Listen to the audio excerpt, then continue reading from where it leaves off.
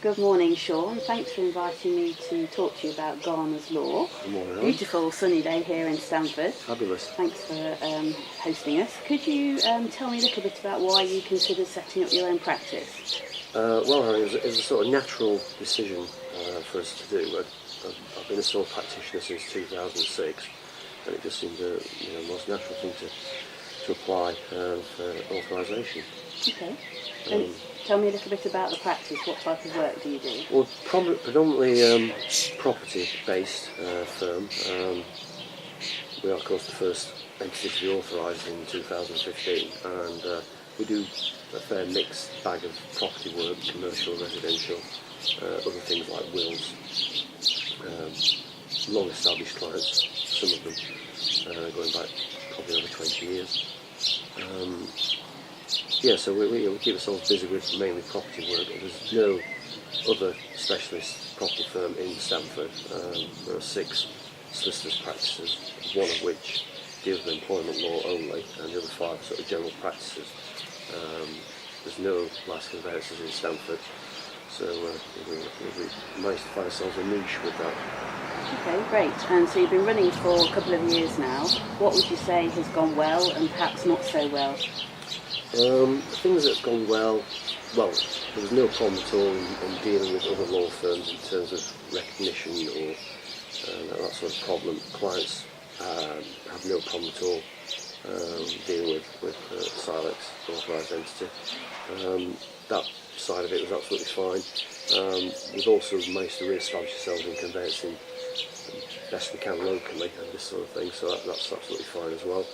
The things that we've probably struggled with a little bit, which I sort of anticipated, was the lenders panels. Right. Really just getting back on with all the major lenders, and unfortunately, and this is not a reflection on CILEx or anything, it's just that they seem to have decided to move the goalposts quite a lot of the lenders, and they're limiting who's on their panels. So we've had some difficult applications, shall we say. Of course, many lenders now use the lender exchange, which we are members of. So that's ongoing. I think we've described that as with some of the lenders. So that's a slight disappointing aspect. But that, it's something that's probably common across the board now. I think you're on a couple of panels, aren't you? you? We're on a couple of but not as many as we'd like to have been. So we have to have an arrangement with a local firm of solicitors that can deal with the lenders side of things. I suppose that has our benefit in that we've got no liability to the lender, in that we don't act for them, but we have done the odd mortgage and this sort of thing, so that's been quite challenging. Would you encourage others to do similar, set up in business? Absolutely, right? yes. For me, I've been self-employed now since 2003, and initially as a partner. But it's certainly, I think it's the best way of dealing with your business. I think being self-employed, you're continually having to adapt and learn, and learn new skills. So you get more of a challenge than if you're an employee. That's my feeling on it. Can be a little bit scary, but not really, anything to worry about. So I would certainly encourage anyone to consider applying. Yes. Okay, and any 2 years on then, any pearls of wisdom that you would share if I was thinking about doing it now, with your sort of benefit in hindsight? What would you say to me? What sort of tips would you give me or advice? Yeah, obviously work closely with CILEx. The CILEx regulations are very helpful. Contact other people that have already got established entities. It's not a bad idea to do that. People do contact me over the last few months. I've had 2 or 3 calls.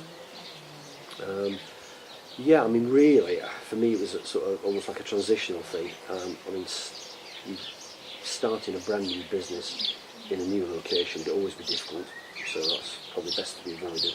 And obviously you try and maintain the clients that you had already, and hopefully you transition them into the new practice. But I think really just the usual checks that you need to make about making sure that there's a market for you and there's going to be work there that you can do. So I think there's no reason to be afraid of it.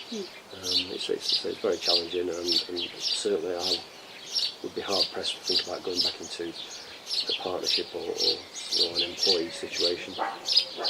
Because does that give you a certain amount of control and freedom? Or? Well, yeah, I mean, it is like the ultimate control, but sort of with that there's a sort of risk element of thinking where the work's coming next from. But if you're good at your job, you shouldn't be frightened of that.